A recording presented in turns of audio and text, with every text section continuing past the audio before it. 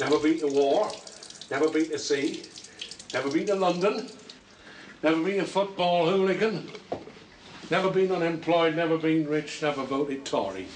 There you have it, sir. My whole story. You're from up north, aren't you, sir? Newcastle. But my wife's from Oxford, born and bred. Now, can we talk about Dr. Kerridge? What was he like to look after? Was he fussy about keeping things just so? Oh, I wish there were more like him, sir. He was that tidy you'd scarcely know he was there. What about his private life? Didn't have one in college, sir. I imagine he left that for those other places he had. Friends? Enemies? He was one of those people everybody got on with, sir. Well, except for Mr. Drysdale. And that was just one of those stupid things that got right out of hand. Mr. Drysdale's away, I gather? Yes, sir. We got a card from him only yesterday. To show you how things were between them, when Dr. Kerridge heard about Mr. Drysdale's cancer, he actually smiled. I think I'd like to take a look at both their rooms, if that's possible. Of course it is, sir. I got the keys right here. I got $6 to look after, and 25 undergraduates. Well, that's enough money. Their little war's quite famous, you know. When Mr. Ballarat attacked Dr. Kerridge in the Union, Mr. Drysdale was that delighted. It was all over the college in no time. What kind of attack did Mr. Ballarat make? Oh, the usual Oxford kind, sir. An attack on his reputation.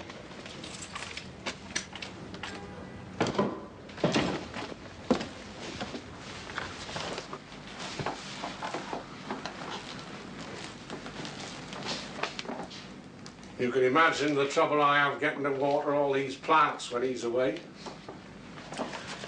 You didn't know Mr. Ballarat, did you? Of course I did, sir. Used to be a great friend of Mr. Drysdale's. When was that? When Mr. Drysdale first got his fellowship. Regular visitor Mr. Ballarat was. Mr. and Mrs. Drysdale used to entertain him all the time. Mrs. Drysdale? Oh, he was married, sir, didn't you know? Now, why you should, considering how long ago it was. What happened to her? She ran off with Mr. Ballarat. Mr. Drysdale wasn't half upset. Ready to kill himself, he was. A different gentleman after that, I can tell you. How do you mean? Sort of moody, sir. Much more withdrawn. And the funny thing is, Mrs. Drysdale died 3 years after. Maybe Mr. Drysdale put a curse on her. I wouldn't put it past him. Depends on how heavy it was and what's been going through the lock. If it was a busy day when it was choked in. Was it busy? 7 days ago. It's high season now, isn't it? Place is full of trippers. Even the fish fall about laughing. So if something the size of, say, a football, Only heavier.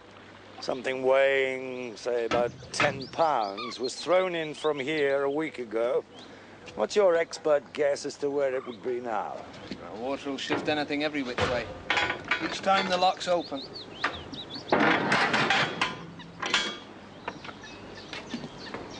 What is it you're looking for exactly? Well, a head, actually. A head? A man's head. We know it hasn't gone straight to the bottom because we've looked. An angler would soon holler hooking something like that. Exactly. So what you're saying is it could have been washed to the right or left of where it was dumped. Upstream or down. Thank you, Lewis. Well, if it was me, I'd start at the next lock up. And go which way? Upstream or down? I'll go north myself. Thanks. Thanks very much. We already know who the body belongs to, sir, so why bother about the head? You know the legend of Orpheus? The singing Greek. The very same. They did teach you something in the frozen north. I went to a Demis Roussos concert as a kid, sir. That's who they compared him with. This is the way to the lock? This is the way to A lock, yes. Thank you, old boy. Komm, Bertha. Ich hab dir gesagt, wir müssen diesen Weg gehen und dann ist weiter. Orpheus, Lewis, was torn apart by women, jealous of his love for his wife. One of the hazards of being a pop star, is it? His head was carried down the river into which it had been thrown, still singing. When it came to rest, it uttered a stream of prophecies. That's not going to look very convincing in court, though, is it? We have to establish the cause of death, Lewis. If we find a battered skull... I say... A battered skull, Lewis. Two, please. No? Would you be awfully sweet and untie the painter for me? Will you be able to handle this on your own? Of course I will. But thanks anyway.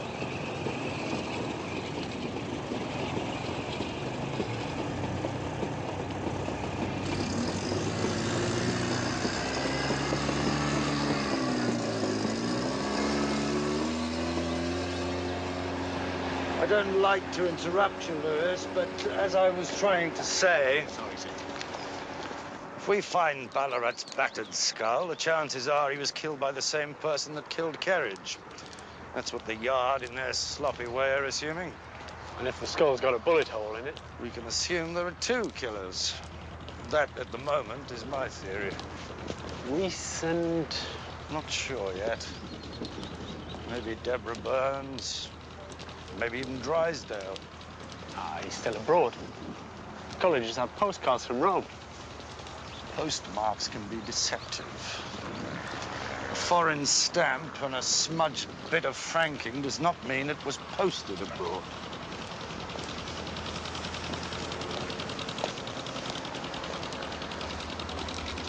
Let's get the underwater search unit out here again.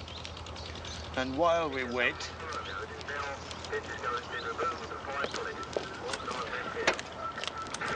HA receiving. HA receiving, over. Thank you, Dave. Cup of tea, sir. Coffee. Medicinal brandy? Just take a few deep breaths. I'm sure it's the formaldehyde. What were you saying, Doctor? Shot in the back of the head at close range. The bullet's a .32, I'd say. Quite old by the look of it. Ballistics should know what fired it. Guns are as distinctive as typewriters. Not like those blasted word processors. Robots used by robots. Can't tell the difference. Well, you always knock 'em, sir. And if you knew how to get them to tell you what you wanted. I still prefer a pen. So do I. One with a nib that you fill from a bottle.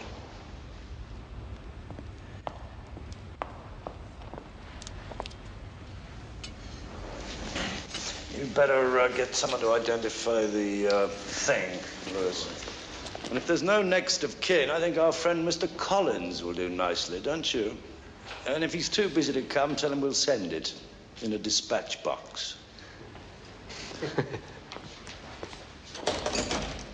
How's the toothache? As if it had never been. What about that drink? Why not? Tonight? No, I can't tonight, I'm afraid. I'm going to a concert. I like concerts. What are you going to see? Metric conversion. Is that one of those serialists? No, a pop group. Not your kind of thing, Morse. Maybe another time? I trust so.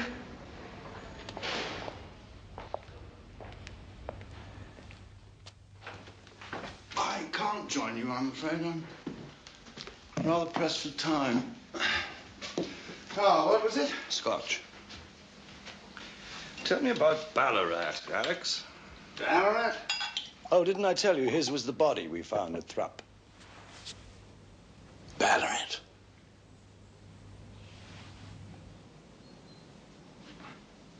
Perhaps I will, then.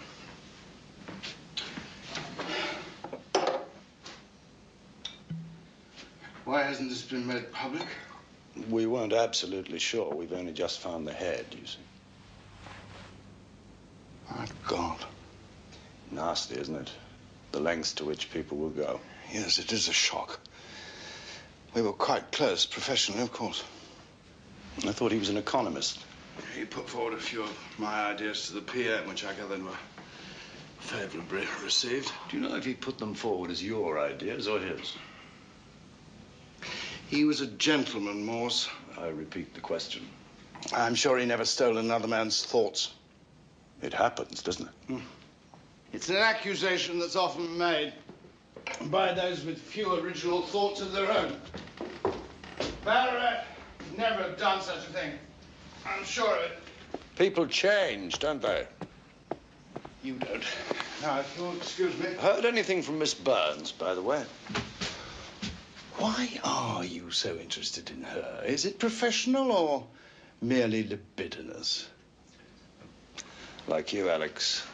A little bit of both. I've heard nothing. And if you saw my diary, well, ask Carol. She knows my every move. I hope to be back by midnight, but you know this set of delegates.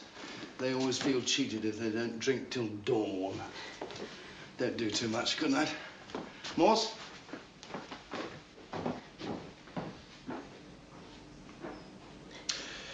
Well, you heard his master's voice. Dinner? Where? You choose. Bearing in mind that I am only a poor policeman. I know just the place. I've been wanting to try it for ages, but I haven't had the courage on my own. Will I like it? You're broad-minded as well as broad-shouldered, aren't you? Trust me.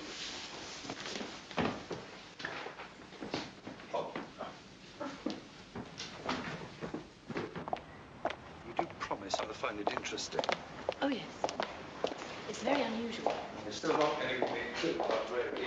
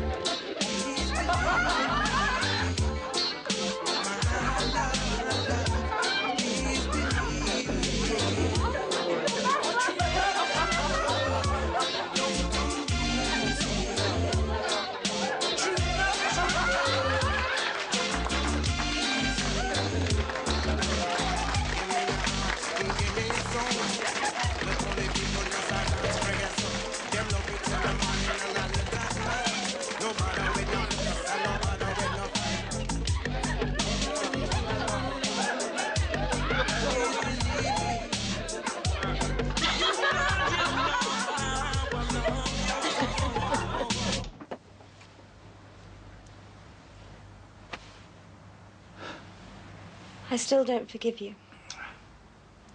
You will. After you denied me the fellowship. You were going to claim my work as yours. I wasn't going to have that. It is mine. You think that, but who gave you the groundwork? Who showed you the method? Who pointed you in the right direction? Who got you published? In a Scandinavian journal. There'll be others. If you keep my mouth shut. If you do, then I can help shape your future. If not... Does that future include all this?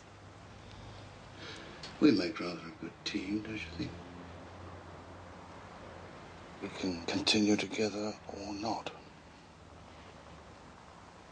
It's your choice.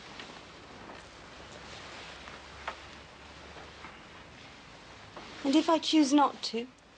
Oh, that would be very sad.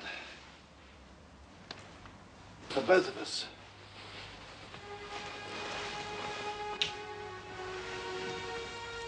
Let me get you some more champagne. It's a great persuader.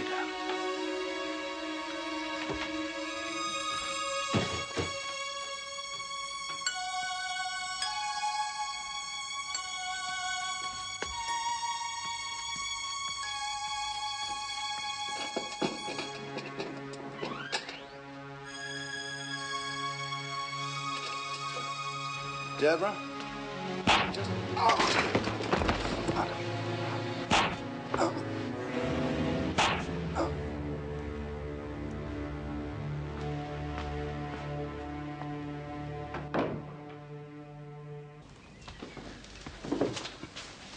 Now, Miss Sharp. Carol, you got in about 9. 10 to. The traffic was good. Was the door to the study open or closed? Closed. If it was open, that was a sign that he wanted me to go straight in. And if it was closed? Either he wasn't there or he didn't want to be disturbed. So you left it shut and got on with your work? Until I got a phone call from Lady Reese asking if her husband was in. Apparently she couldn't get through on his private line. So, naturally, I got up to see if he wanted to speak to her. You mean sometimes he didn't? Well, as you know, the master is... or rather, he was a very busy man. He might have been in the middle of something or on the phone. Surely your sergeant intercepts calls you don't want to take. So you opened the door and found him lying there. Would you normally be the first one to see him? I mean, there wasn't a scout who's attached to the lodgings who'd wake him up with a cup of tea. The lodgings has a cleaner who comes in later. The master doesn't live here permanently, of course. He and Lady Reese have a house in North Oxford. He only stays here... stayed here when, work dictated. So you would be the first to see him? Would anyone else know if he was in residence? I mean, did he come and go via the porter's lodge, or is there a private door to the street? Oh, there is a private door to which he has... had a key. Only he had one. And Lady Reese. Were you expecting him to sleep here last night? Oh, well, he often did after one of those conference dinners. They go on very late, and, well, since we were hard at work finishing the book. Say he'd come back with someone.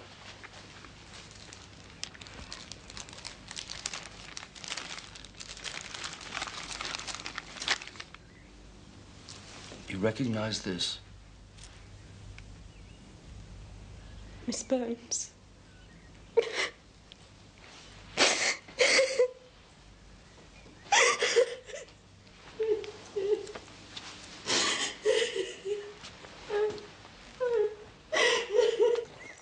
you reckon it was Miss Burns?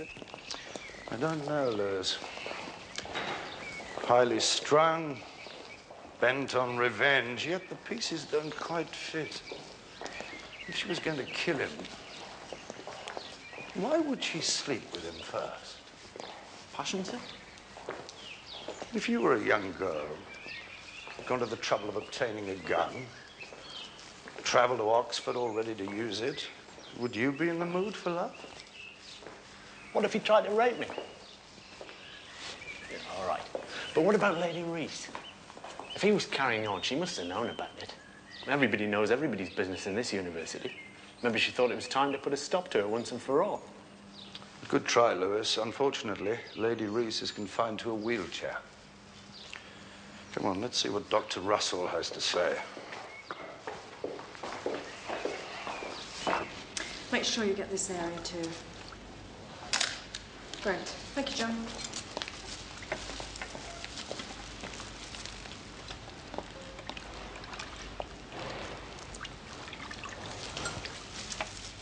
Come on, you little devil. There.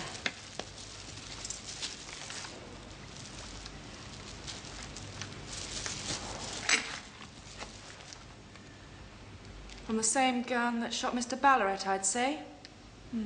Same sort of marks from the rifling of the barrel. I'll send the bullets down to ballistics for confirmation. Ballistics said that other bullet could have been left over from the war. You wouldn't think they'd keep that long, would you?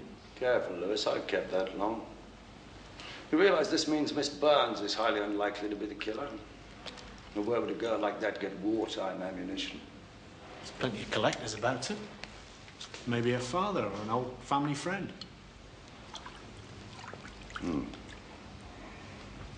What else can you tell us, Doctor?